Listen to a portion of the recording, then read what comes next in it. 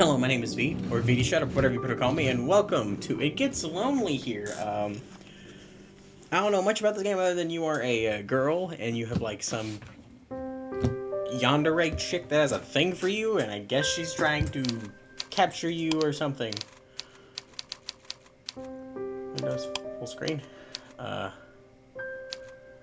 the music down a little bit, and the sound down a little bit.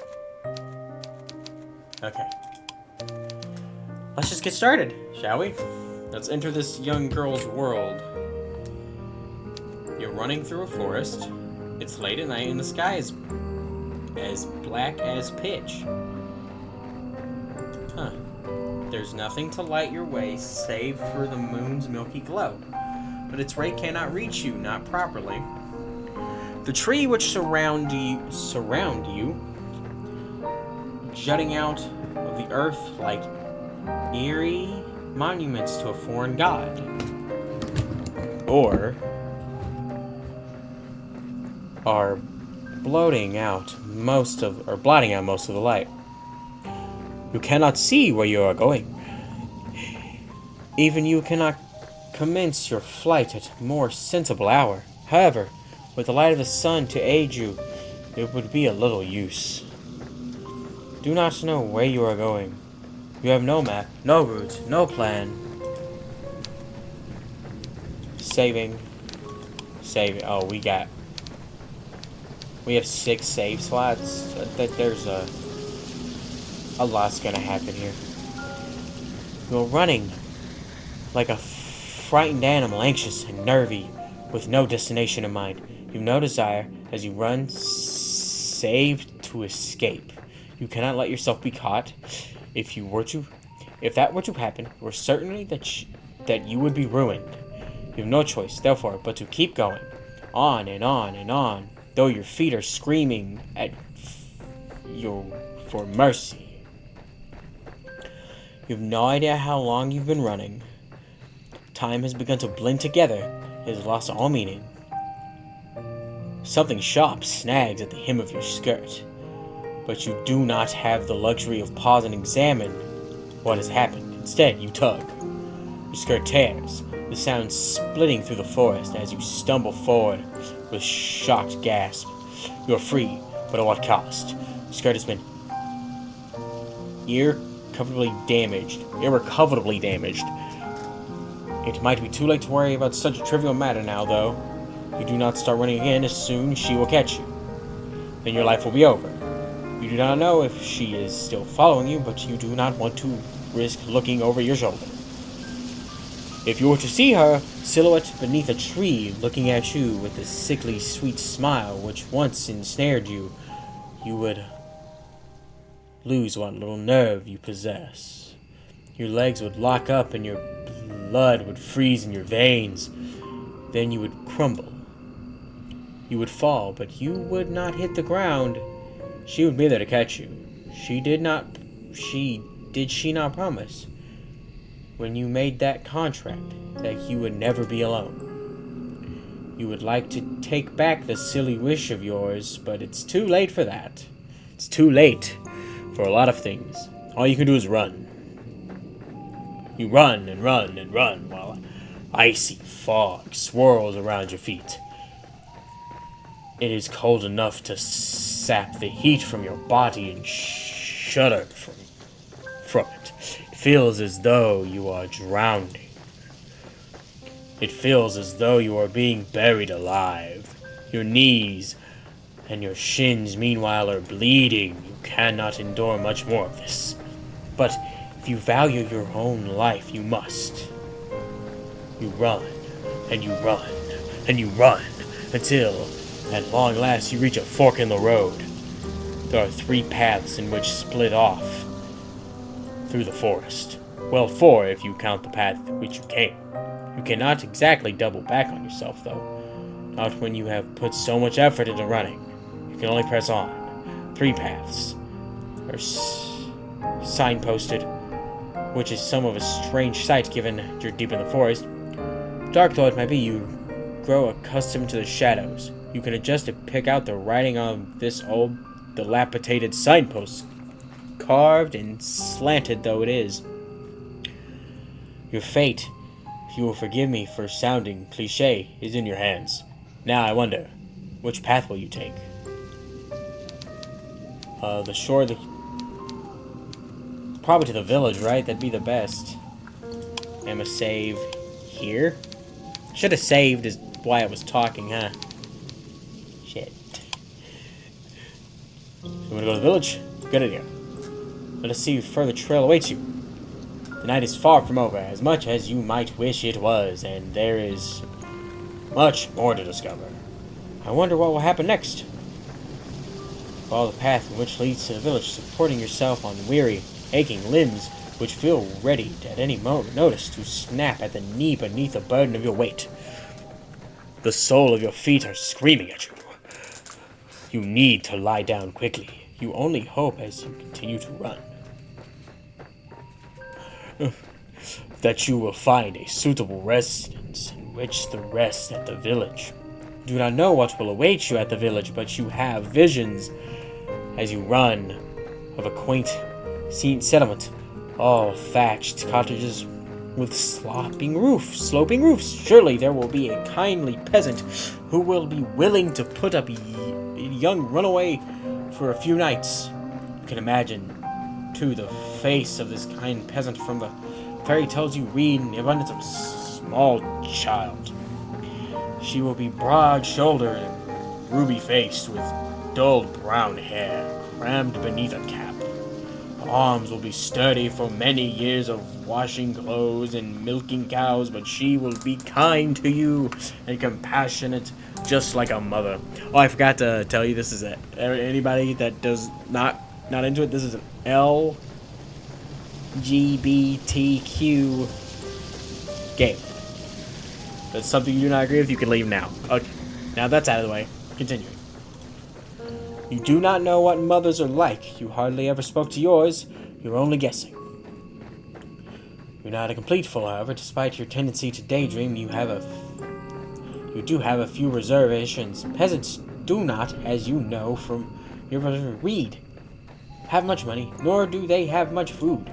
It might be hard to convince a resident of the village, even kindly washerwoman of your fantasies, to take in a complete stranger. Still, you must try. That is all you can do, really. Go to the village. It takes some time before you finally emerge from the woods, but finally you manage. How much time, you ask? I cannot answer that. I did not say. I must save here, just in case something happens, so make a choice. Hence, I did not say that time had begun to lose all its meaning. The forest is behind you now, at least, and all the awful nightmares which dwell within it. It is still cold, though. It's still foggy. It is still too dark. Dark, too. The sun has yet to rise. You can see the moon more clearly now, though, as it hangs above your head, round as any pearl, or orb, or crystal ball. The moonlight shines down upon the village, nestled among the hills, like a diorama. Hope anew bubbles within you. You finally made it, surely not, but your salvation awaits you. You follow the winding dirt path to the village, looking this way and that. But your hope, such a precious, fragile thing, soon begins to fade. The village up close does not look half as welcoming as you imagine. There are cottages, yes, but they are in a state of disrepair. There are holes in the roofs and holes in the windows. Most of the doors are tightly shut, but others are gaping open. The kitchens beyond them even darker than the night sky which shrouds you. There are no lights on in any of the windows. Neither you can see any people, insomniacs like you, at them. You cannot hear anything either, beyond the sound of your own footsteps and the low, mournful sigh of the wind. It's quite eerily so. It's immediately obvious, even to naive girls such as yourself, that something terrible must have befallen this village. You know, before you try your luck at one of the houses, nobody will answer you. There will be no kindly red-armed washerwomen to welcome you here no matter how much you wish for it. But it does not stop you from wishing regardless. Your knocks rap smartly against the wooden door. Your efforts soon prove, however, to be in vain. There is nobody here to hear your entreaties? I don't know how to sound that word. However sad, you try another door, and another, but the result is the same regardless of how many doors you rap upon. Nobody answers you. How could they? There is nobody here. There. Once again, you have found yourself alone. At least, you found some dwelling in which you can rest your weary head. Will you utilize one of these cottages for your purpose? Nobody's here. You might as well. But, no, an abandoned cottage is not what you are looking for. You far rather have a companionship, would you not? Bravely, you swallow your tears. You wipe your eyes with the backs of your arms in a well-praised motion. Then inhale. You square your shoulders, and you keep going. Surely the village cannot be completely deserted. There must be one person here at the very least who can help you. So what you are thinking as you resume your search. You flit from cottage to cottage with precious little show for your determination until you make yet another discovery. This village, with its quaint thatched cottages bathed in the moonlight glows, has a church. Well, of course it has a church. The villagers who once dwelled here were not godless heathens. But heathens. Not that their fate did them all that much good in the end. Still, the sight of the church soothes your overtaxed heart. You were so focused on your fantasies of kindly washerwoman taking you in, you did not pause to entertain the fancy of kindly none doing as much. All hope was not lost. You approached the church, which seems to tower over you, despite it being so humble. The church is a small one, but it's stout and sturdy. It must be, for it has withstood centuries, forever standing sentinel on this hill like a relic of a bygone era. The church does not have any stained glass windows, but it does not need them. Even without more luxurious trapping, the church still exudes an aura of dignified solemnity. The stone building is fringed by a sizable graveyard, one which occupies the rest of the hilltop and some of the slopes and sides. The graves, which have been planted by generations of wardens, are hewn from a similar stone that to which the church walls are made of. Some of the music's going crazy. Some of the gravestones are shaped like lozenges, while others are shaped like crosses. A handful of headstones are even shaped like angels, though these are few and far between. There are very few people in the village such as this one who can afford such luxurious, fine resting places. You look at the tombstones with an almost childlike curiosity, forgetting, in your examination, of the vascular heart-rending fear which gripped you as you ran through the forest.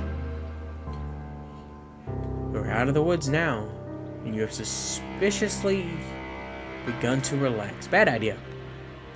Try to read the names, hints into the myriad of tombstones, but it is dark and you are tired. And some of these graves are very old indeed. You strain your eyes, but you do not have much luck in this endeavor. Oh well. Such superficial details are not important. You eventually tire of examining the graves and go inside the church. The graveyard is an expensive one. Unusual so, given the village itself is so small, how it can boast so many corpses, and there is much to explore. You walk among the pier of the church, casting your gaze first here, then there, then everywhere. Dr. Seuss getting it down, consumed as you are by your immense, all-encompassing curiosity. And as you do, you see her. Oh! She looks like an ordinary girl, small and scrawny, just like yourself, but she is much, much more than her unremarkable appearance might suggest. For some moments you observe her hiding all the while in the shadow casted by the church, like a furtive lizard clinging against a rocky edifice to shroud itself from the sun. There's no sunlight here, though. There's only the night sky and the stars and the moon. Beneath the moon's light, a silvery implement the girl is clutching shimmering. It takes you a few moments to see that the girl is clutching in her hands. It's not until you see her manipulate it, its sharp edge biting into the earth, that you understand. It's a shovel. I thought this thing was about to say a spade, and I was about to be like, it's a shovel, dang it. This girl is standing in an isolated corner of the churchyard late at night. She's digging a grave. Well, I suppose that she could always be digging a hole for the sake of it, but her work seems much too precise for this to be the result of mere whimsy. It's hard for you to see her face, given the distance between the pair of you, but her posture is one that speaks of supreme concentration. She moves slowly, methodically, like a woman on a mission, driving the end of her shovel into the earth over and over. Her motions are regularly enough to be repetitive. There's something hypnotic almost in the manner in which she attends this task. Should you risk interrupting her? Do you dare? You get the feeling that she would not appreciate it. The shovel in her hand, meanwhile, is rather hefty. If she wishes it, she could cause you a small amount of damage with it.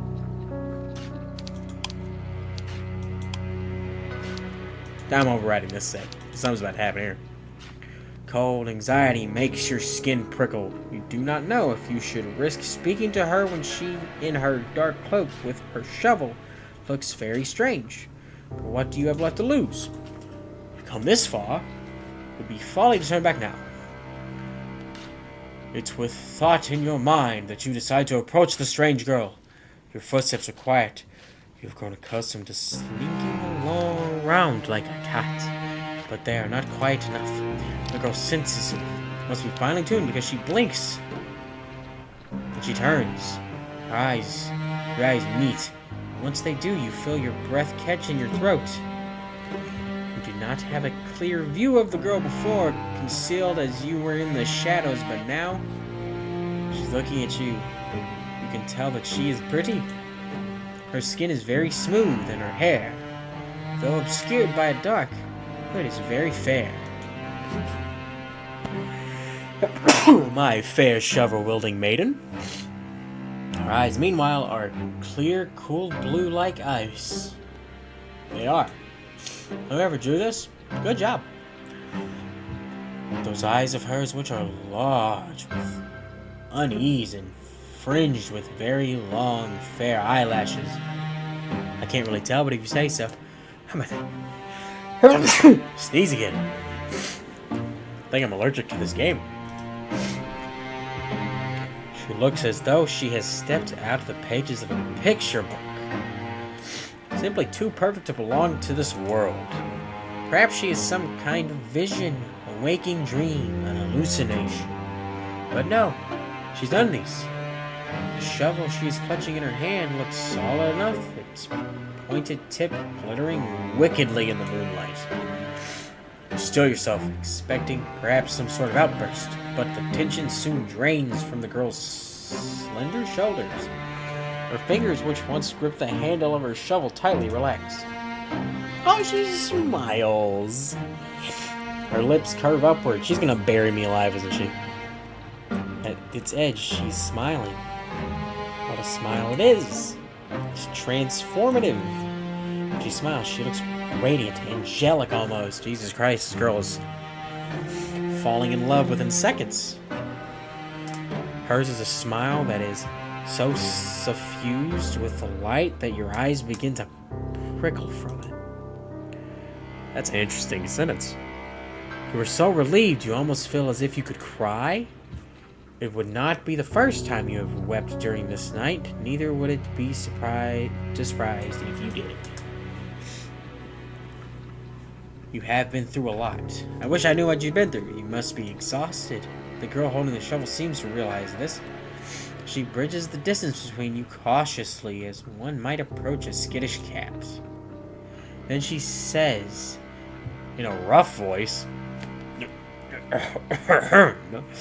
I cannot, hello? Which does not match her dainty appearance. Well, she does live in a rural village. What were you expecting?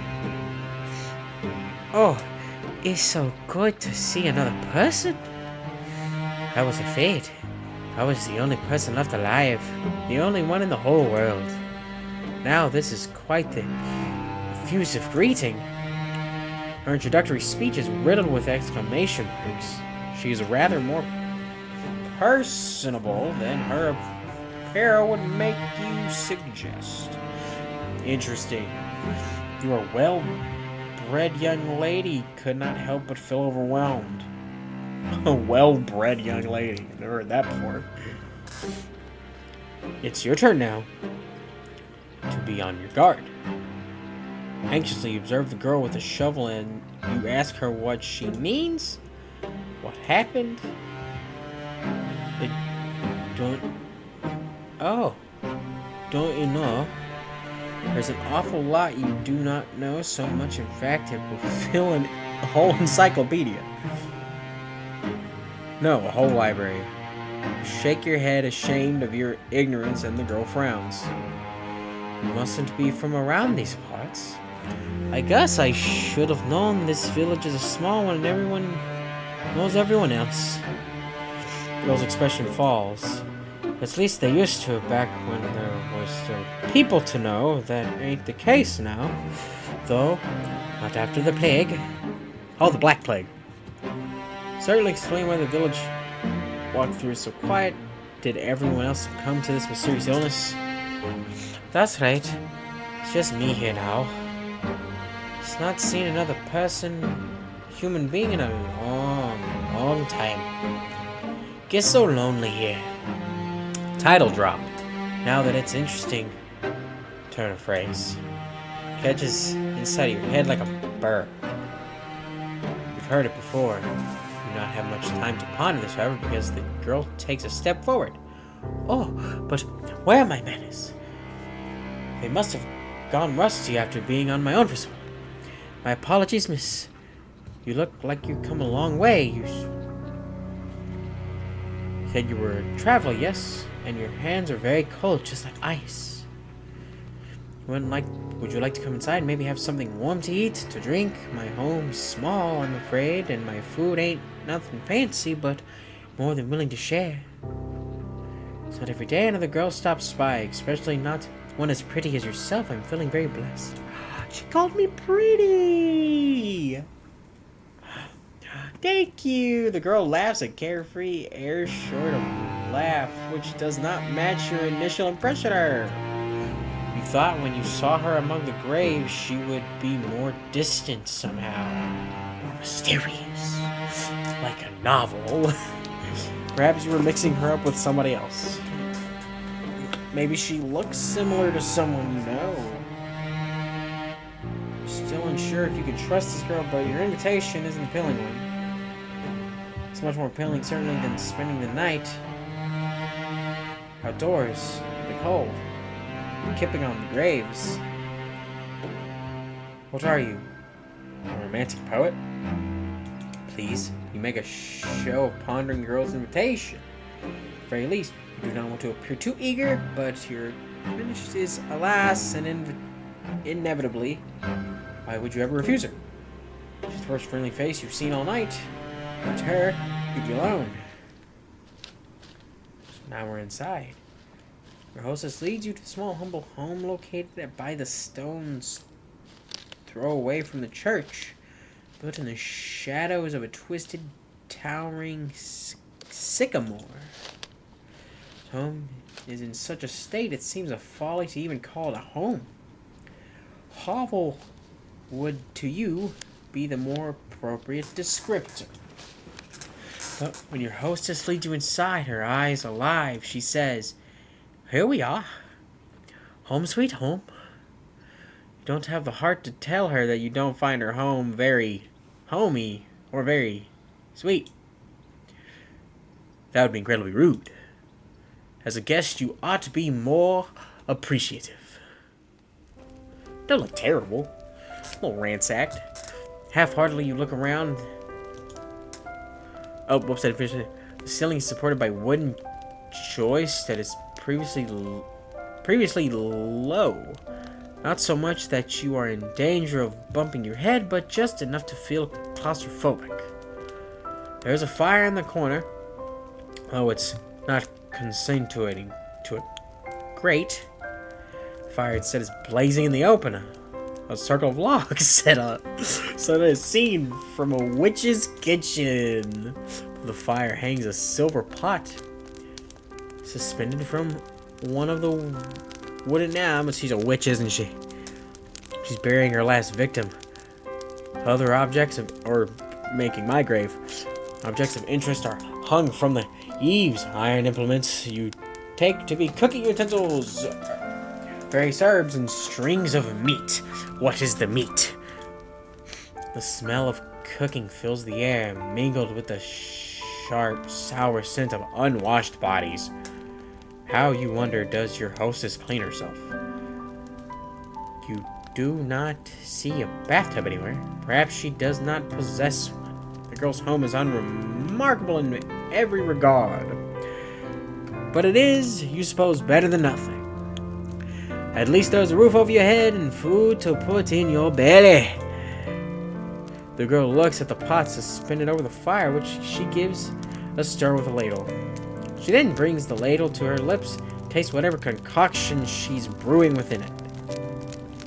Only hope that she is not like the weird sisters from that famous play, brewing a broth with fenny snake fillets. I mean, food is food. Yes. I think it's just about done, the girl says, to nobody in particular. She sets the ladle down, walks back into the pot, and then looks at you with a smile. You'd want something. Looks as though you've come quite the long way, and you must be hungry. I don't know why I'm making her a really bad Scottish accent, but it said she sounded rough, and that's the only thing I could really think of that was very rough. These words are like music to your ears, even more divine than the trumpets of God's most loyal angels. Pump the brakes, sweetie. That's a lot. You're so hungry, you could eat a horse. Not that there are any horses in the immediate vicinity. You express your interest in your hostess, who smiles in response. I thought you'd like the sound of that. Just give me a few moments. Your hostess retrieves 2 earthenware bowls from a cupboard with rickety hinges, without which she pours 2 hefty helpings of whatever she is cooking. This serves with bread, which is so hefty it could be used as a murder weapon. It's not much, I'm afraid. It's only soup and bread. I should take the edge off your appetite, though. You thank your hostess for her hospitality, your stomach rumbling all the while. Soup does not look like anything you would typically consume, but its soup's poor representation does not dissuade you. It is true enough that people eat first with their eyes, but when one is hungry enough, one becomes obligated enough to eat almost anything. Why else do you think the people, when stranded upon desert islands, resort to cannibalism? Why are you bringing up cannibalism? Humans are creatures of necessity. But to wrap yourself up in a pretensions, but in actuality you are not much better than animals. You are so hungry, your stomach is achingly empty, that you certainly descend upon your food like an animal. Your teeth glint, your incisors gleam, and soon you have consumed all that your hostess has offered you. Your hostess watches while you eat, and she giggles once you are finished. Did you enjoy that? Oh. You catch your hostess's gaze, suddenly abashed. You were so hungry you failed to account for her judgment.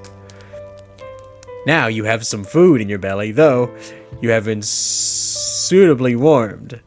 Your old self-consciousness is returning. Did you not make a fool of yourself? Demure, Shiloh, you must be demure. Very conscious, very polite, very demure, as one would say.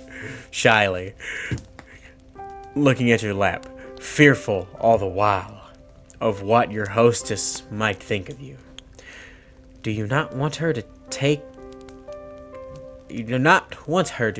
against you?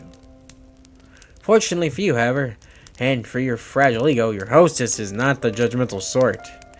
She is not like the girls you grew up with. Well, I'm glad you enjoyed it. It's nice to see my food being appreciated so heartily.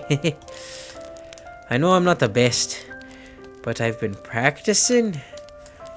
Hey, that works perfect. Practicing for a long while. I used to cook for my father all the time, you see. This remarkably catches your attention. Quizzically, you look at your hostess, your embarrassment over your animalistic eating habits suspended. What happened to her father? It seems a grim thing to contemplate after having eaten, but your hostess mentioned something about a plague? Yes. Your hostess says, her voice softens, now it's serious. That's right. There was a plague. One of the villagers. One of her father. They're all gone now. Oh, the music stopped. Gone? Yes. You see. Your hostess arranges herself upon her chair, one slender leg folded over the other. Then she begins her tale in earnest. Ooh, Ooh, I like this new music. My family has a history. Lived here for centuries. By the church, so we can tend to the graveyard.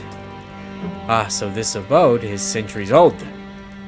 Would certainly explain the dirt. My father used to prepare bodies for burial back when he was alive. He built the coffins, and he dug the graves. And he lowered the coffin into the dirt. I know it might sound like an awful job, but somebody got to do it. There's no sense averting our eyes from death.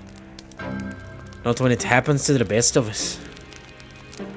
It's a noble profession, one that's been handed down in our family for generations. My father's father was a gravedigger, and so was my father's father's father, and my father's father's father's father. Digging graves is in our blood. It's who we are.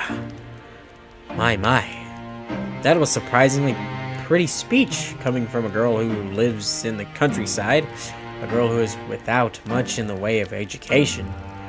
It's apparent just to listen to her and the way she slurs her syllables together. Don't you be judging her! But she has never had a elocution lesson, not like you. There is a determination, however, to her, and a pride in her genealogically, which gives her a respectable aura.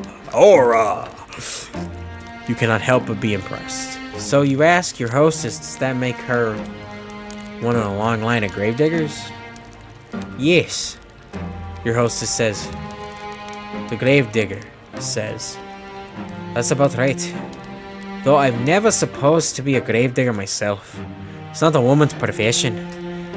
That's what everybody says, and my father didn't mind that, though. He taught me everything he knew, and then some. I might be a woman. I have plenty of upper body strength. I can dig a grave just as well as my father could, without breaking a sweat. To the despair of my mother up in heaven, I'm sure. I'm sure if she was still alive, she'd rather I focus on more feminine pursuits like basket weaving or sewing, to better attract a suitor. Not that that would do much good now. There's nobody around who'd court me. Not for miles and miles. And what happened to her mother? Probably the plague. She died when I was very young. During childbirth. I was only 5 years old. Oh well. You can relate to her, at least upon this point. Your parents are not dead, at least not as far as you are aware, but you've not seen them in an awfully long time. They sent you away as soon as you were old enough. They never once bothered to check up on you. For many years, there have been no letters, nor any visits. You offer the GraveDigger your condolences.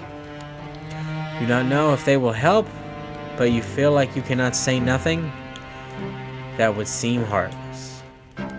GraveDigger, however, does not seem to be upset by this turn of events, because she smiles, albeit somber. It's alright. It was ages ago. I don't remember her too well, and I never really had the luxury of sitting around feeling sorry for myself. I had too much work to do. Around the house, you ask? That too, I was the oldest child, so it was my job after my mother died to manage the sweeping, the cooking, and looking after me siblings too. You blink instantly at the glance of your hostess's humble lodgings. Not see any siblings in the immense vicinity. Where could they be? Must have noticed your rolling eyes. And to be sitting subtle because she shakes her head. They had siblings, 2 younger brothers. They're both gone now. Oh, should have known. Apologies, GraveDigger, for your lack of tact, but she does not seem upset by this fox pass. Don't apologize, it's not your fault. My brothers weren't long for this world anyway. The youngest, he died when he was still a babe. The oldest, he died before he reached double digits. Was upset about it at the time, of course, but I've come to terms with it. Life's fleeting thing in this wicked old world. That's something you learn in the trade. Digging graves, I mean. I've dug graves for elderly and the infirm. But I've also dug graves for young babes, still in their swaddling clothes. That's the nature of death. It comes for all of us in the end. No matter how old we are, no matter how much money we have, no matter how good or bad we've been. It's the great equalizer. Or so I've heard. A chill creeps down your spine as you listen to their hostess' speech. She's not wrong, but the inherent mortality of humankind is not something you wish to contemplate. It's too disturbing. For the longest time, my family was so small. It was just me, my father, and me. That was fine. It was how I liked it. I was very happy, even if our lives weren't the best. I never had any fancy clothes to wear, and we kind of dined on the finest food. In the grand scheme of things, we ain't anything that special. But I've always felt otherwise. I thought that I was blessed. We knew hardship, of course, and famine, but that's just the way life runs around here. When food supplies were low, we'd always help one another out. I had me father, but also I had the rest of the village. We all looked after one another. Things always worked out in the end. At least they did. Till the plague happened. Yes, she mentioned the plague. You've been wondering when she was going to return to the topic. Suppose the plague is the reason the village, as you traversed, was so very empty. You suppose right. The plague tore through the village. I don't remember when. Feels like it was a while ago, but maybe it wasn't all that long after all. Feels like I've been on my own for centuries, but Hilsa's eyes begin to cloud over. She looks as though she is entranced within her own memories. What could she be remembering? You've never seen a plague before, though you've heard them in your history lessons. His professor was quite enthusiastic about the subject. Of course they were. She talked about piles of dead bodies stacked up on the streets and stacked up in wooden crates come to take them away with no shortage of Up. It's a strange one, curious Professor. The plague came, and very suddenly. There was no warning. One day everyone was fine, the next they were all dead.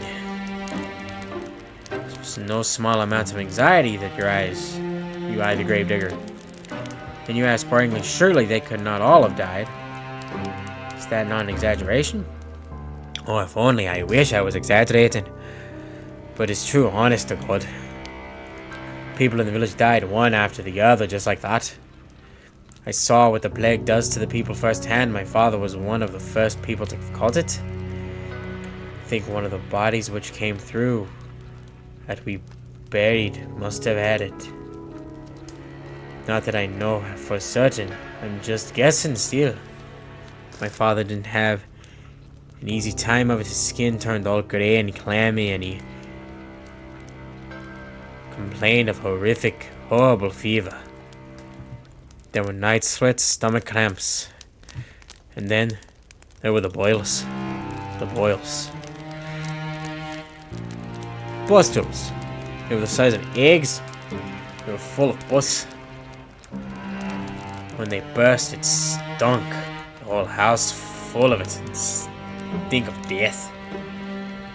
Wise woman in the village came to see if she could be of any use, but no good. My father was too far gone already. She took one look at him lying on his deathbed, and she shook her head. She said she didn't want to get any closer. I can't say I blame her. It was a ghastly sight. I didn't appreciate it at the time, though. I felt like she was turning her back on us. I wished her ill. I remember that, after she left. Till a few days passed, she fell sick too. And I felt bad for cursing her. Couldn't help but worry if it was my fault. It's silly, but I know, but closes her eyes. She seems to squeeze her lids together until her lashes melt into flecks of fallen snow. Her shoulders, which are very slender, are shaking. She looks as though she might at any moment fall apart. It wasn't long after the rest of the village fell ill. They all had the same symptoms as my father, the clammy skin, and the fever, and the boils. The boils grew, and they burst, and dying, screaming, stink, and agony. My father died too, only 3 days after he fell ill, but I think even that was 3 days too many. I didn't want my father to die, of course. I did everything I could to help, but it was all pointless. None of my herbal salves had any impact. Couldn't make a blind bit of difference. All I did was stand about his bedside, telling him it'd be alright, till his eyes sank into his skull like two black stones. His mouth dried out. During the last day before he died, he might have been a corpse already. He didn't look at me. He didn't speak to me. He just laid in bed with his eyes closed, groaning. I never wished any ill on my father before. During those moments, I squeezed her hands, which rested upon her black-clad lap, into fists. She trembled. Then in a voice throbbing with awful emotion, she said, "I wished he'd just died." Based on her anecdote, it does not sound like she had overly long to wait. I wonder if she would consider the silver lining? No, perhaps not. GraveDigger is still shaking. She will not cry, will she? We hope not. Awkwardly, you look at the gravedigger. You're not sure how to soothe her, but you know you must make some sort of effort, even if it's a token one. Shift upon your chair, which feels very cold and hard beneath your thighs. Then you say, very softly, "I'm sorry." It's not much, but it's all you can think of saying. Good thought initially. Your situation was comparable to that of the gravedigger, but now you can see that that is not the case. Her suffering is far outstrided your own. Not that suffering is a competition, of course. Your apology feels inadequate to your ears. Largely because it is, but the gravedigger seems not to mind. She's very big-hearted, that girl, to smile at you, no matter how foolish you might be. But you really deserve such kindness. Oh, again with the apologies. It's alright, like I said, you didn't cause any of this. I'm not upset at you, I'm just recounting what happened is all. I do wonder though, why I never felt sick myself. Although I thought I was going to die, so I had already prepared for the Reaper to come and take me away. But maybe he wasn't interested. Maybe he had already sated his appetite after all the others. That one, maybe he thought he'd have to leave me alive for practical sake. My father gone, who else would tend to the dead? I was the only person left by the end of it all, so it had to bury the people in the village. All resting peacefully now underneath the earth where the plague can't reach them. On one hand, I'm happy for them. They were able to escape from all their suffering. When I think about it, all the people I've lost, little tenses, and she sniffs. When I think about the kindly washerwomen who helped me scrub the mud from the dirt from my clothes. So this village did have its fair share of washerwomen after all. It would seem your earlier instance upon the particular point was not without merit. And the handsome young farmhands used to flirt with me. The priest who preached at the church, who told us wonderful tales of paradise, and the children would skip stones on the lake and play hopscotch in the streets. I can't help but feel so lonely. The gravedigger eyes begin to shine once she finishes her address. With tears. But she does not let them fall. She's being very brave, much more than you are. Anxiously, you extend your hand towards her, meaning to... what? Give her a hug? You don't know her well enough.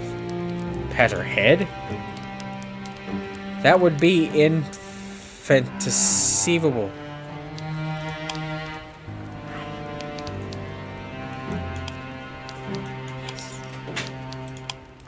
Squeeze her hand? Perhaps that could be as romantic overture, and that's the last thing you want? More than your fair share of teasing over that. You sit there for a few moments, paralyzed by indecision as the gravedigger poorly presses her sniffles. Then you let your arm drop back to your side. Your hand rests upon your lap, as useful as a damp kidling. You do not know what to do with her. You do know that you ought to say something, though, to show that you heard her plight, that you cared. Something you should be, however. No words could ever console the gravedigger. They would never be enough. You can offer some balm, however, to be weaved, and so, after a pause just long and awkward, you offer her condolences. What else can you say? Oh no, Gravedigger replies, wiping the tears away. It's alright. I've grown used to it. Really being on my own, I mean, it ain't so bad, really. And I'm not alone now, at least I met you. You'll keep me company, won't you? Well, what can you say to that? You aren't cunning enough to trample this poor girl's hopes, are you? You know full well yourself how awful that feels. You do nothing but nod in response, which makes the girl smile more widely still. That's wonderful. I know you're just a traveler who's passing through, but I can offer you bread and board until you leave. Have food enough and spare bedroom. I can make it up for you right now. You must be tired after your long journey. Just give me a moment. Is her feet in a flurry of excitement then retreats. Tread apart, a little too eager to please, and frown. The girl's home is a small and humble one with low ceiling and slanted walls. Cannot imagine such a small dwelling possessing a spare bedroom. This so-called spare bedroom is, in all likelihood, the room her father slept in before the plague carried him off. You do not think that you would much like to spend the night in the room of a dead man, but what choice do you have? You're tired, wretchedly so. Why, it's all you can do to keep your eyes open. Before successfully escape your pursuer, you had not thought in mind beyond finding some safe sanctuary in which you could recuperate. Now that you've found said sanctuary, it would be reasonable to find your faults with it. You have to learn to be more thankful for what you have. There are many, many people in this world with less. Rise and follow the gravedigger once she has finished her preparations as she's so-called spare bedroom, which is every bit as cramped as you feared it would be. At least there is a bed, which comes as somewhat of relief that the rest of the lodge is so humble you were half expecting a straw pallet. As tired as you might be, you cannot lie to yourself you have no desire to sleep among the hay like an animal. The sheets of the bed are clean, too, a fact that you discern with curious glance. So you will not be expected to sleep upon the sweat-soaked linen of a plague-ridden man after all. This really is your lucky day. I've got you this too, the gravedigger says somewhat shyly, as she hands you a folded gown to sleep in. I thought it might come in handy. Girl clothes are a little shabby. She could say that again. Her skirt is covered in mud and the hem is torn and ragged. This nightgown is one of my old ones, so it's suffered a bit of wear and tear, but I hope it fit alright. It's clean and nothing else. Nightgown for her. Words, thanks. To sound appropriately appreciative, but you cannot mask your fatigue. Weariness overcomes you, and you yawn. In fact, the gravedigger does not fail to notice. Oh, beg your pardon. I don't want to keep you. I'll be making myself scarce. If you need anything, though, don't hesitate to ask. I'll be happy to help. Gravedigger bows her head and drudges, and then hurries off, closing the door behind her with a thud. Tired though you are, you soon find that you are rather miss your host's company. In the face of her good-natured smile, you could almost forget all the hardships you have hitherto endured. Her absence, however, your lodgings feel almost unbearably cold and inhospitable. Suppress a shudder that unclothe yourself. You work as quickly as you are able to, but your fingers are cold and fumble with buttons of your blouse. Takes you more time than you would like to complete this endeavor. Oh, I forgot she had clothes in the washer. Shit.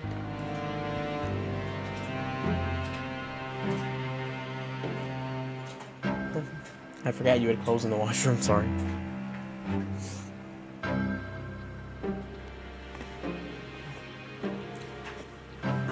Hey, drink.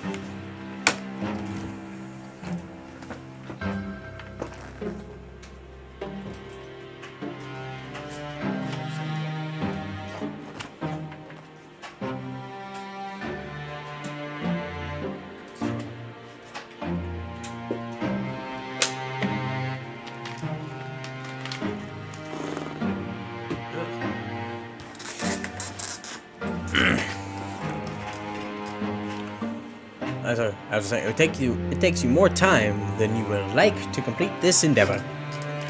But you soon have your shirt and your skirt dispensed with. You're too tired to fold them neatly, so you do not bother to fold them at all. Instead, you cast them carelessly upon the floor, as defiant as a sulking child. Are you good? Then pull.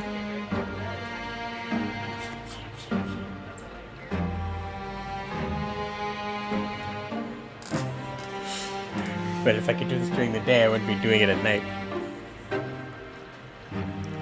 Then you.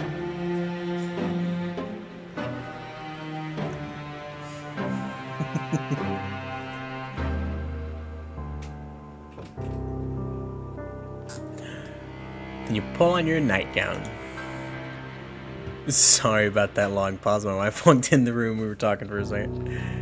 Your hostess is earlier warnings or adept enough. It's quite worn, but it fits well enough. It's more comfortable, at least, than your old uniform. You have endured worse.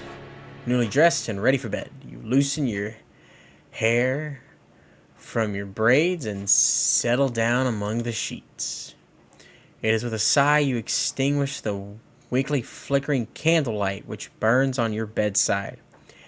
And with another sigh that you lay your head down upon your pillow. Though physically exhausted, you may wonder whether you will be able to sleep at all. Recall your previous dash through the forest in such vivid detail, your heart is still pounding. The fear has yet to leave. Perhaps it will never will. Your terror was such, it almost feels as though it has suffused itself into your bones, into your very being.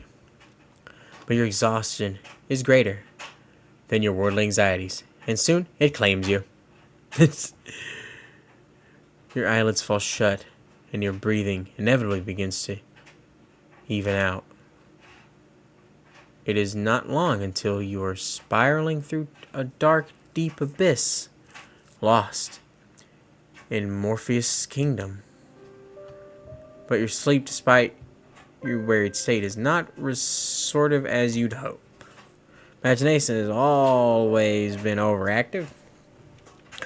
Even at the conservatory, you were frequently beset by dreams of the most vivid nature. The dreams that would have this night lying beneath unfamiliar sheets upon an unfamiliar bed are no less intense than usual.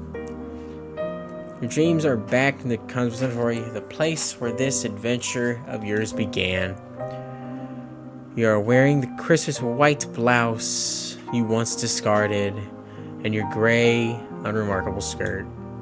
Your hair is tied in braids and your eyes are downturned, forever focused upon your feet. You try not to look at your classmates, and you thought to yourself, fortunate if they did not look at you in return. I get it, social anxiety. You did not want anybody to notice you. Until that awful winter, that is, where everybody stopped paying attention to you for good. Nobody tried to trip you when you walked past them in the hallways. Nobody, in fact, so much as glanced at you. All of a sudden, there were no malicious whispers, no wicked laughter, no pulled hair, no thrown objects. You were giddy with relief at first over the newfound means of torment that your classmates had devised. But this little game, that of complete and utter disregard, continued on and on and on as the days grew shorter, the nights grew longer. As the time passed, you began to fret as the state of your own corporeality. Could anybody still see you? Did you even exist at all? Then, at long last, you found it. Quite by accident, the source of all your woes. One of the girls had erected it in the forest through which you were sometimes bidden to jog for PE class. Beneath the shade cast by an old oak tree, it was a makeshift tombstone of a small, meager monument made of stone upon which one of your classmates had hewed a name. Your name. You knew at once, as you stood there, standing beneath the shade of that ancient tree. This was the reason behind your classmates' silence. This was why they had, for many months, been ignoring you so audaciously. They had buried you. In their hearts, you were already dead. Damn. Dreams notwithstanding, you sleep more comfortably than you anticipated. Then you wake the following morning. The sweet chirping of bird songs. You feel well rested. Ease. Your head is aching. It is nothing, however, that a cup of hot tea could not fix. Someone in the kitchen, in your nightgown, your hair loose, and your feet bare. The gravedigger turns to you. Looks at your face, which is pasty, and under your eyes, which are dark, and exclaiming in the manner of one accustomed to solving problems, not complaining about them. Oh, you look awful. Think you need something warm to drink? Maybe you need something to eat too. Let me get started on breakfast. And that's exactly what she does. She gets started on breakfast, which proves to be quite the simple affair. Nothing like the luxurious food you were accustomed to in your past life. Bread is hard enough to break your teeth on, and the cheese is a bit too strong. Hey, strong cheese is really good cheese, though. That makes you want to curl your face up cheese. So delicious. It's food all the same, though. You do not complain. Stomach was beginning to grumble. Tea is inoffensive, at least. You drink it gracefully. You thank the gravedigger girl for her hospitality, and then she smiles at you in return. A sunny smile in a field of blooming bellflowers. I haven't saved in a minute. Getting worried something might happen. It's no problem. Don't hesitate to ask me if you need anything else. She says, words which come to symbolize your relationship. You stay with the gravedigger for many, many more days, and limited though her means might be, she always tries to help you. The gravedigger set you chores about the house to keep you occupied, a fact for which you are grateful. You need to do something to keep your mind off your frantic flight through the forest. You almost forget about it. Now during the day. During the night, however, it returns to you, the sounds of your feet against the foliage and the swirling fog. When you sleep, you are assailed by nightmares. Sometimes you awake after midnight, the sheets twisted around your body and your mouth gaping open in paroxysm of terror. Though you try to tell yourself otherwise, you're still afraid. The gravedigger makes you feel less so, though, particularly when you are sweeping the floor and keeping an eye on the bread loaves so they do not burn. You attend to most of the domestic chores, while the gravedigger concerns herself with the work she knows best, which is digging graves. Her dogged persistence when it comes to this pursuit intrigues you so much that you cannot help but pose a question to her one particular morning when the sky is festooned with clouds. Why, you ask her, perhaps a touch insensitively, do you continue to dig graves? There's no one left, after all, to dig them for. You have always been practical, and you cannot see the point in it. What's the point in it? Edgar ponders while holding the shovel to her chest. Fortunately, she does not seem upset by your question, despite the bluntness. You should count yourself lucky. Her temperament is so very placid. I don't suppose there is any point to it, really. The gravedigger eventually says this with a small smile. I know it doesn't have any practical purpose, but well, digging graves is what my father did. He showed me how to do it so I could continue his legacy. My father wanted to keep our family tradition going, and I suppose I want to do the same. It's all there, is it? Really? That's all it is. Then you could understand that. Though your companion's actions might appear to be illogical, therein is a kernel of reason nestled amongst them. She does not dig graves out of any sense of purpose. She does it instead out of sentiment. Besides, I have to do something to keep myself busy, don't I? If I spent my days idling all on my own, I think I'd go mad. Gravedigger laughs at this. as though the prospect of her own madness is amusing. Her laugh, despite her slender edge, is not particularly delicate. It reminds you perhaps unkindly of a brave horse. You are ashamed of thinking such a thing, though your face flushes with the guilt of it. You cannot all be well-bred young ladies, you know. Still, the laughter of the gravedigger as it echoes through the gray, gloomy sky is strangely desperate. It sounds forced. Her smile, too, it's a touch unnatural. The rickus grin of a corpse. Find despite your attempts to return her laughter with a polite giggle, you cannot help but pity her. Don't pity people. Retreat indoors briefly after your talk with the gravedigger. You set about some simple chores. The music, oh god. Have to manage sweeping the floors, a task which does not particularly longing, and the preparing of meals, a task which takes slightly longer. Later, however, once the sun is already sunk beneath the horizon and the moon is high in the sky, and that his gravedigger returns from outdoors. She is windswept after many hours spent exposed to the elements, and there is dirt caked beneath her fingernails. Moves her cloak. She hangs by the door, then looks at the pot suspended over the fire, which you stoked with your own fair hands. The scent of cooked food, of garlic and onions fills the air, sufficing the interior of the kitchen in a homey aroma, which makes your stomach rumble. Taking stock of this, gravedigger smiles at you to the smile, which despite her stature as a lowly peasant, Jesus, surprisingly clean and bright and wide. Oh, she did take her cloak off. Thank you so much, dear one. There's nothing like returning home after a hard day's work to find dinner already prepared.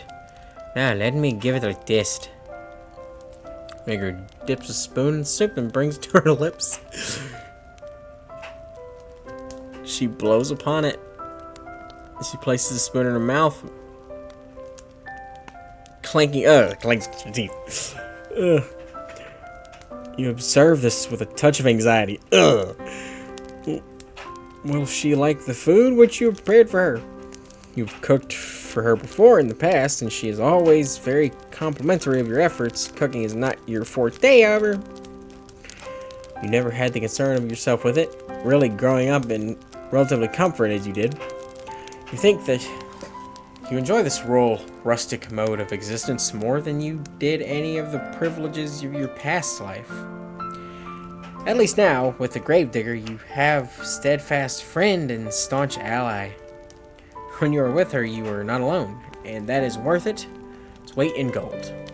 The gravedigger exclaims, as drawing the spoon from her lips, her smile brightly gleeless one. It's delicious. Your face flushes with the compliment. You are unaccustomed to receiving them, and it makes you feel good.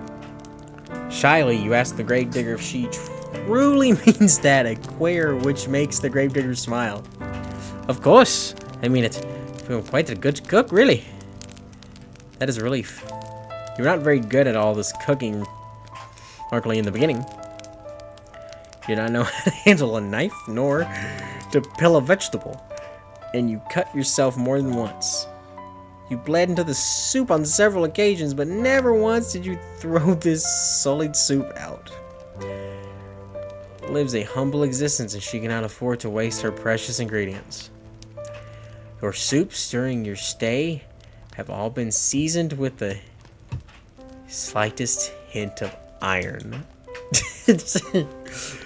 Today's soup, however, is marked a step above all the rest. You did not cut yourself with the knife even once. Maybe your companion's compliments are not empty fluff. Maybe you really are improving. This soup should be ready to serve. Have some bread too, that we can eat with it. But I should brew some tea too. Let me. Oh yes, the tea. You knew that you were forgetting something. You were so focused on the soup, you must have slipped your mind. Your face flushes, and yet again, the oversight shyly you offer to correct it. However, waves the request aside. No, it's alright. You made the dinner, so I'll brew the tea. It's only fair. It won't take as long. Would you mind serving up the soup while I'm busy? Of course you would not mind. You do enjoy making yourself useful. For a lady, you're awfully domestic. That's a word to use for that. Work alongside the graveyard to finish your nightly meal, and together you serve it. Soup, bread, and along with 2 cups of piping hot tea prepared by your hostess's own 2 hands. Sit together at the table, then partake in the simple fare after all. Saying grace. Tastes quite good, despite being made from only the most commonplace of ingredients. There's a bit of kick to it, and it warms you from the inside out. The tea, meanwhile, is very soothing, so much so that it makes you feel rather sleepy. I like to sit with a gravedigger for a while longer and tell stories as someone passed or play cards. Nights are long. There's no better way to pass them than spending time with her. Gangs of old maiden. Alas, we'll have to wait. You're too tired for it. I don't know what has happened, but after consuming you feel utterly fatigued. She drugged me. Explain your predicament to the gravedigger. Between your yawns, and she nods in response. That's alright. You don't need to stay up with me. Not if you ain't up to it. You should head to bed and rest. Pretty head of yours. Oh, this is such a nice moment that I feel like it's going to be ruined severely by what comes next. Truly mean it. How could she? She's far prettier than you are. You thank the creator for understanding, then rise from the table. You retreat to the spare bedroom on the trembling legs.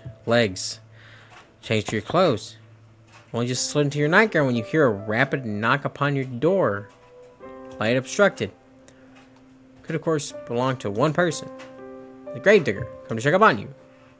Sorry, gravedigger, says her voice soft, but you rushed to your room so soon after eating I couldn't help but rave at you.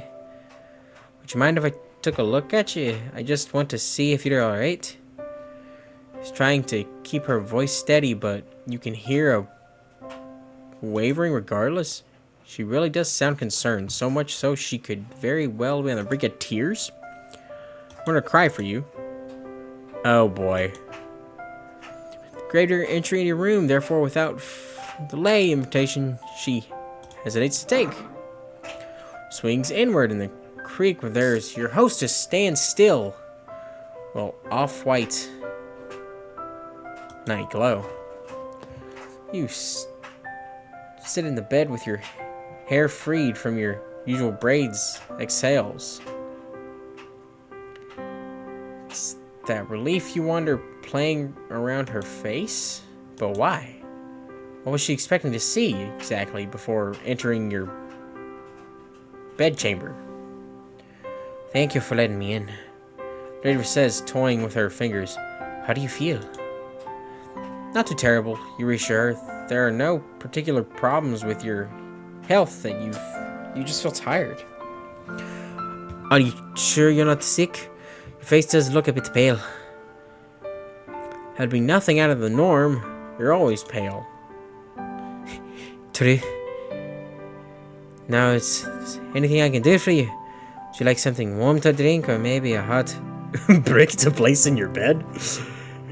It should keep you warm. Host is thoughtful, but reassure her that it won't be necessary. You'll be fine. I hope so. I thought about my father too before. Her voice soon trails off. She does not finish the thought. She does not need to. You know, now. She was thinking before she entered your bedroom. Cold, clammy skin.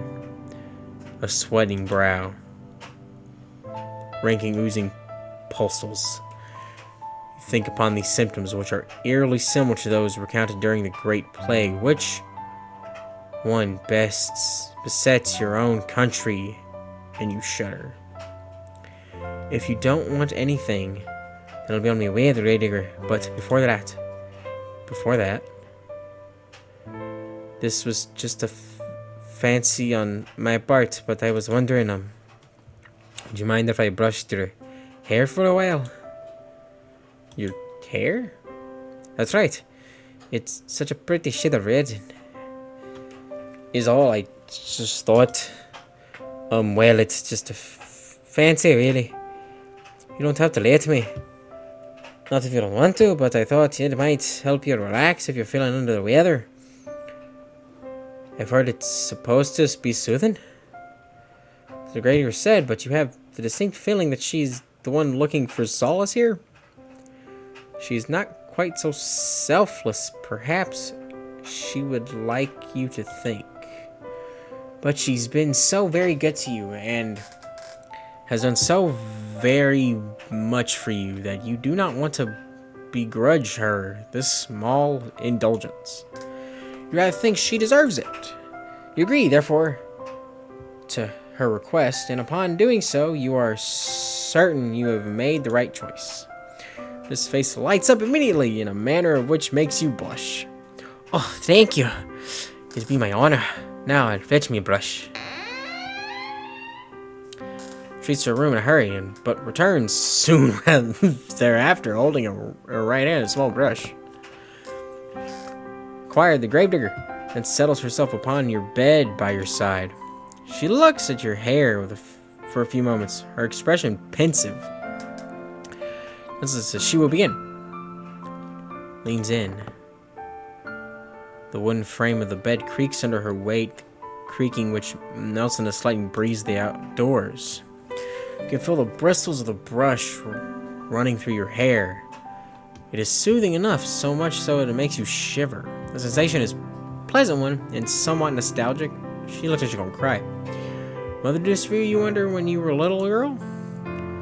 If she did, it must have been when you were a very little girl. We have not seen your mother in quite some time, not after you enrolled in the conservatory. Oh, it was such a lovely hair, dear one. It's soft, just like silk. Not like mine. Mine's so coarse. Gentle voice draws you out of your vague, half-fort remnants. Sounds as though the gravedigger is lost in nostalgia of her own, because her voice, when next she speaks, is dreamy. I think my mother used to brush my hair like this. For me, back when she was still alive. Must have been a long time ago, though. It's funny to you think as the bristles of the brush continue to slide through your tresses. Tresses? That's a word? That you and the gravedigger should both be reminiscing in tandem about your respective mothers.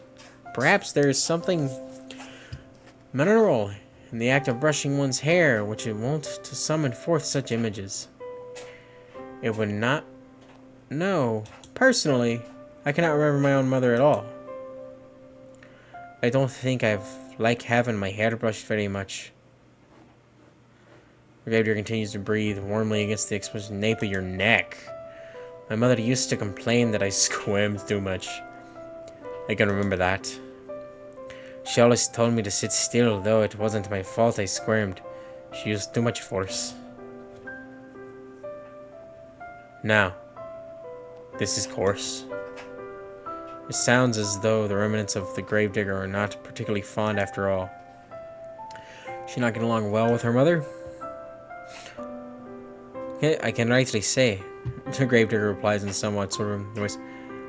I was young, like I said, when she died.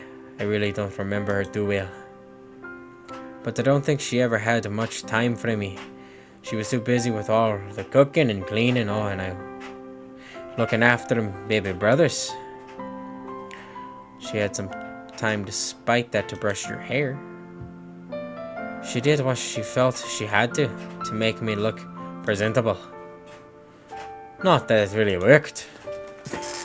I wasn't like the other girls in the village, you see, who looked to sit indoors with their mothers and so. I'd always loved the outdoors. My father said I inherited that from him. Roughly, the gravedigger smiled. Not that you could see with your face back facing her. My mother said I wasn't very, well, maidenly. You're a maiden, just a different kind of maiden. She didn't like that. I was tramping around outside after me father, watching as he dug graves. She said it wasn't appropriate, like I was some sort of princess wearing a fine dress. The gravedigger snorts. I used to get a bit muddy, yes. And maybe I did get burrs in me clothes and knots in me hair. But it shouldn't have mattered. Sort like I ever have any hopes of being a prince, no matter what my mother said. But still, she hoped. She had lots of hopes, my mother high hopes. I think she might have resented my father, maybe for working such a menial job. Or our profession is an honest one, but has never made much money. I think my mother was hoping for fine jewels and dresses and, oh, I don't know, she always had ideas. Her head was full of fairy tales. It was a shame, I suppose, that her reality didn't match up to what she wanted. It didn't match up to what she wanted. The bitterness in your friend's voice is unmistakable, so much so you want to console her. What would you say to her, though? You never met your companion's mother. You never will either. Her cold, her body been lying in the graveyard, buried beneath a tombstone over decades. Way of asserting whether your companion's mother truly cared for her. Intelligent enough, however, to understand that poorly thought out condolences can cause more harm than good. Would you not like it if people tried to reassure you, of course, your father loved you really? If he loved you, then why did he send you away from home? Then why did he never send any letters? You know, he was worried about his finances, but that seemed a poor excuse to pretend that his only daughter did not exist. For your mother, meanwhile, she was nice, at least you think she was, but she was woefully ineffectual. Though she was nominally an adult, she always cleaved before your father's judgment. You think that she was afraid of him. You do not try to tell the gravedigger, therefore, her mother loved her, that she must have done, else she had not given her birth to her. Instead, you sit there, letting the brush run through your hair, and you say quietly that you understand. Sometimes you feel like a disappointment yourself. Well, I'm glad I'm not the only one. I guess it happens to all of us. You guess so? Parents are only people, after all. While one would hope one's parents would be kindly and attentive, they too can fall victim to caprice of their own. Just because one has brought a child into this world does not mean one will be able to take care of it properly. Not all parents are responsible, just as not all people are responsible. It is a painful subject. Oh well, it's alright, my mother never liked me. Or even if she never loved me. No, my father did. And that's all that matters. He was always there for me, no matter what. Pain's voice catches in her throat. She winces. At least until he wasn't. He died. And I didn't do anything to help him. Pain shudders. Begins to shake. You still cannot see her, but you can feel her body convulsing. You can sense her loneliness rolling off her in waves. It is all-consuming, like the waters of a deep ocean. Grief anew pierces your heart, not only on your behalf, but for the sake of your benefactress. She does not deserve to suffer so much. This you have no qualm with telling her. You turn to face her, plucking the brush, which has been hovering in your hair inert, from her fingers. Then you let her know that her father's death was not her fault. What could she have done? She could not have cured his illness. I know, but I can't help but think, what if I keep racking my head over and over trying to come up with something, but I can't think of anything. Even if I could, it's too late. He's already dead. He died and I buried him, and I'm all alone. She might have been alone. Tell the gravedigger, but she isn't. Now, not anymore. How can she be when you're there? I know that. I know I'm grateful, but I don't know if I deserve it. Why would she not deserve your company? You do not understand. Because I couldn't do nothing for nobody. My father always looked out for me when I was a little girl, but when he needed me the most, I failed him. I failed everyone. All the villagers, all my friends, all died. What would I do if the same thing happened to you? I don't think I could bear it. I don't want to get you sick too. Not when I cared about you so much. I thought I'd gotten used to being on my own, but now that you're here, it's making me worry all over again, like I've worried so much I can't sleep from it. I'm scared. Companion's voice catches in her throat. She collapses in on herself. She leans forward, her arms wound about her middle. She steadied herself, crying. She cries, and she cries. For a few moments, you look at the gravedigger, unsure what to do. Her pale face, streaked with silvery tears, seems to flicker in the candlelight. Her shoulder, which seems too slender to bear a cumulative weight of all the sorrows she has endured, all shaking. Her fatigue continued to cling to you, as intensity as the fog which rolls amongst the tombstones in the graveyard.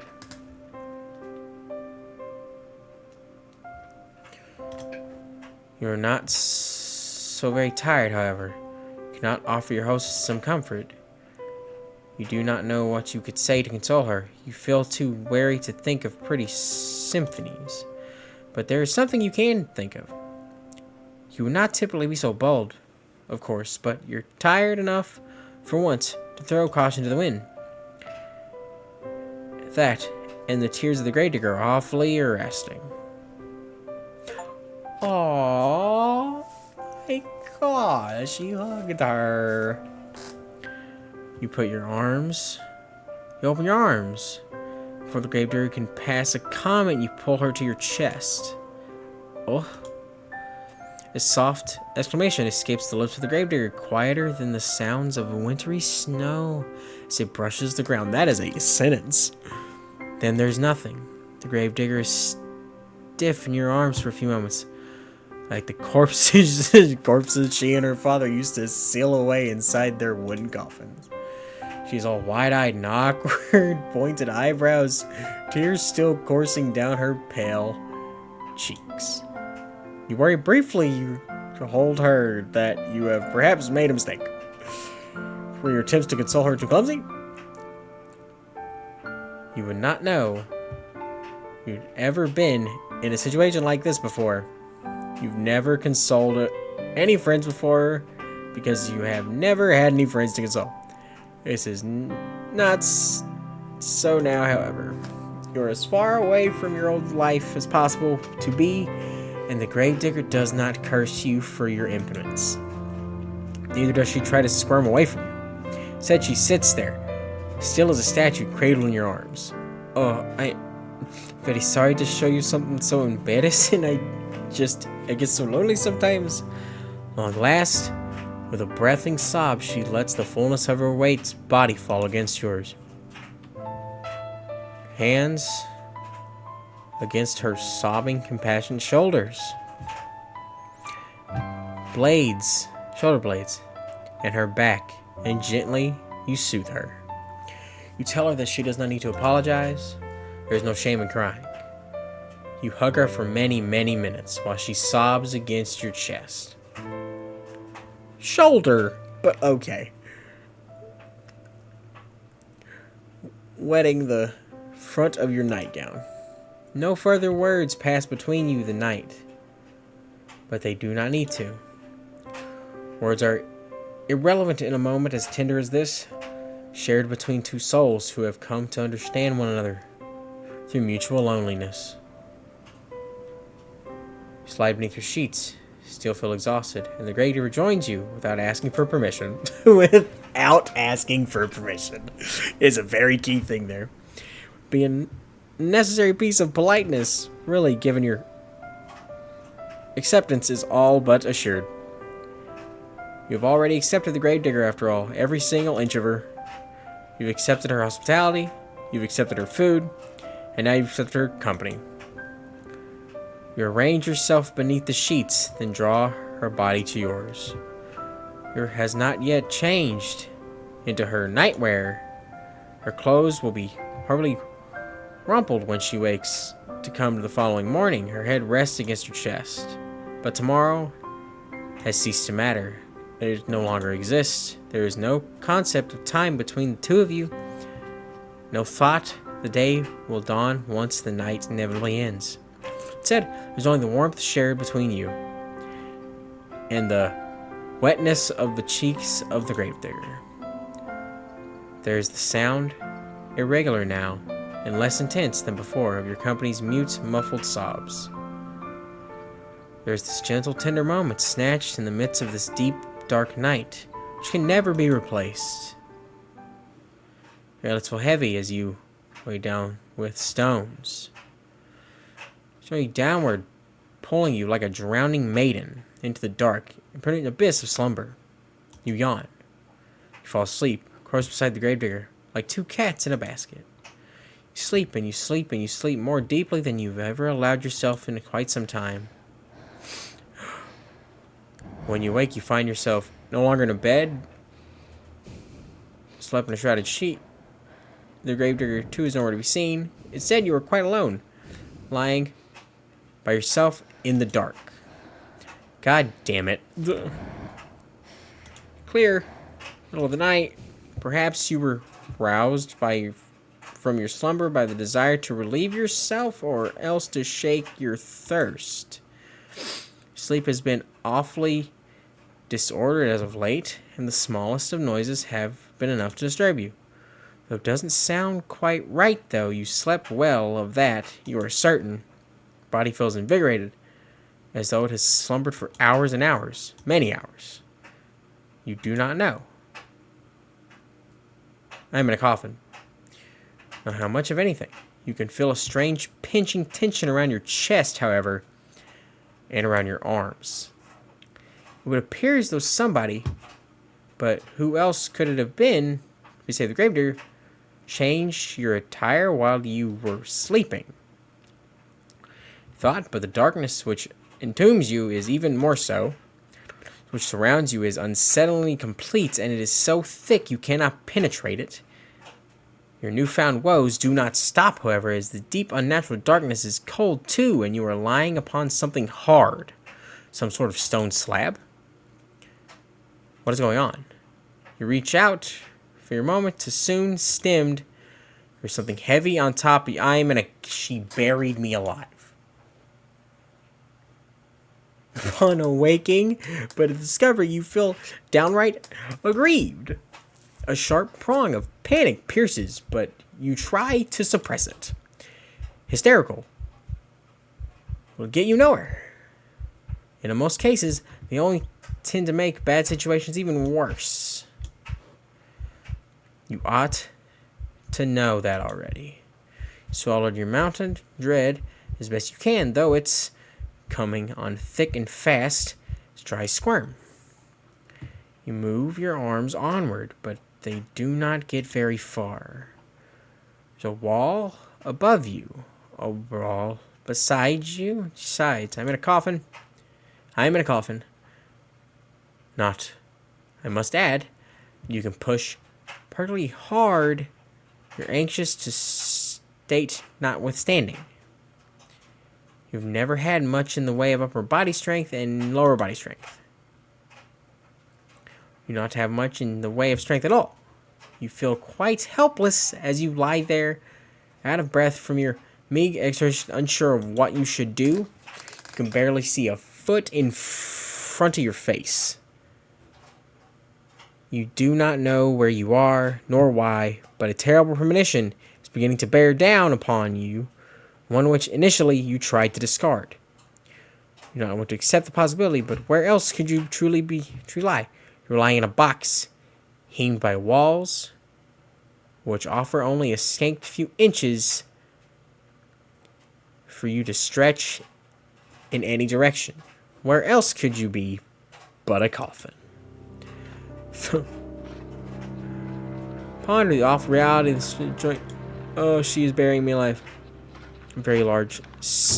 It is though somebody, very large somebody's tapping fingertips upon the lid of your coffin. It's not rain. Not fingertips chance. It is disturbing you. Falling rain. It is dirt. The sound continues on and on as though it is drifting its way into your skull. Relentless, merciless, like the ticking of a great celestial clock. It cannot be stopped. Your time is almost running out. And you knew that already, didn't you? When you were running through the forest. Must have known, silly thing, that you could not outpace your destiny forever. Sooner or later, it would catch up to you. You're stubborn, though. You do not want to accept this. Not content to simply lie there, you cry out.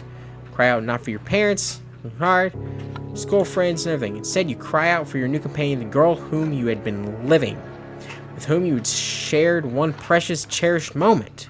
Cry out for the gravedigger. Surely this is some matter of mistake. That you are, in fact, entombed in one of the coffins she is currently filling. For who else would be moving in the dirt above you? She will cease her operations. Pull you out of the darkness and back into the world of the living. Hold you close. She'll embrace you. She cannot mean to cause you any harm, not when she was so good to you, so kind. Why would she bury you? You cry to her so loudly you fear your vocal cords might tear, all while banging against the roof of the compact prison. You cry desperately, helplessly. To your relief, your cries do not fall upon deaf ears. The sound of falling soil stops a bit briefly. Then you hear a voice. The voice is faint and given, being filtered through your coffin's sturdy lid, but you recognize it. So, you're awake then, are you? Dear one, the gravedigger says. She sighs. Then she says in pregnantly sort of voice, now, this is a pickle. I was hoping you'd be asleep a couple hours more, so the last time we spoke could have been on better terms. You keep screaming like that, I'm gonna feel bad. Companion's words, though distant, are unmistakable. You are so tense and are tuned to every single syllable. Each of them makes you gasp. As this is not a mistake, then, does she truly mean to bury you alive? You poise the question to the gravedigger as best you can, trying to keep the tremors from your voice as you do. Perhaps you think this in your optimism that if you do not let her know you are afraid, she will reward you for your bravery and let you go. This is what you're hoping, though it is in vain. That is right. Really do catch on quick. So it appears she really has committed to the task of burying you. What an unfortunate turn of events. Why, though? Would she do such a thing? You thought that she was your friend. We are friends, the gravedigger says, her voice still wearing. Offhand, wearing empty. I'm very fond of you. There's nobody dearer to me than you. I've had a really good time with you these last. How long has it been again? I don't remember. Neither do you. Well, this little detail has slipped both your minds. Can't be all that important. You have other things to worry about. You really are friends, you said to the gravedigger. And what does she hope to gain by burying you? You do not understand, but you understand her reply even less. Well, here's the thing, Gravedigger says. Reasonable sort of voice, as though burying somebody alive could ever be his reasonable action. I've been digging graves for a long time, see? You cannot see, it's so dark, but you affirm that you do. All the same. Well, I was digging all these graves, but I have not anybody to put in them. Not for ages. It's rather sad. So you buried me because I was there. That's it. I was just here, so you do not interrupt her. You know no good would come of it. All you can do for the present is lie there and listen. I wasn't thinking I'd never find another person to bury in these godforsaken village. Not after the plague messed everything up.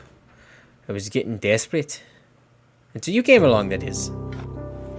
now that I have somebody I can bury, I'm not going to let the opportunity pass me by. I'm sorry, but this is just part of my job. It's what my father taught me to do. It's all I know how to do. I buried my mother, I buried my father, I buried my friends. Now I'm going to bury you too.